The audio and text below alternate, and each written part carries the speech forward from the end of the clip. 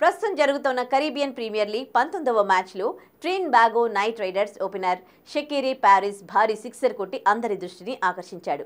ట్రినిడాడ్లోని queens park మైదానంలో జరిగిన ఈ మ్యాచ్లో Trinidad knight riders Guyana amazon warriors తలపడ్డాయి. ఈ మ్యాచ్లో ట్రినిడాగో నైట్ రైడర్స్ జట్టు టాస్ గెలిచి బౌలింగ్ ఎంచుకుంది. అందుకు తగ్గట్టుగానే ఇన్నింగ్స్ ప్రారంభించిన గయానా అమెజాన్ వారియర్స్ జట్టుకు మంచి శుభారంభం లభించలేదు. అయితే చివరి ఓవర్లలో రొమారియో షెఫర్డ్ చెలరేగగా 24 బంతుల్లో 4 సిక్సర్లతో 51 పరుగులు చేశాడు. ఈ హాఫ్ సెంచరీతో గయానా అమెజాన్ వారియర్స్ జట్టు నిర్ణీత 20 ఓవర్లలో 7 వికెట్ల నష్టానికి 148 పరుగులు చేసింది.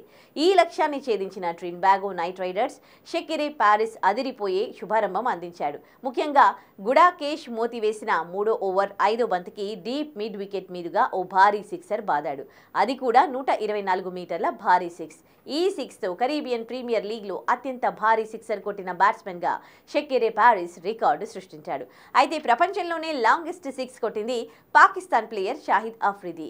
సౌత్ ఆఫ్రికాపై అఫ్రిది 153 మీటర్ల సిక్స్ కొట్టాడు. ఇక ఈ మ్యాచ్లో 149 పరుగుల లక్ష్యాన్ని ఛేదించిన ట్రినిడాగో నైట్ రైడర్స్ జట్టు 19.2 ఓవర్లలో 5 వికెట్ల తేడాతో విజయాన్ని అందుకుంది.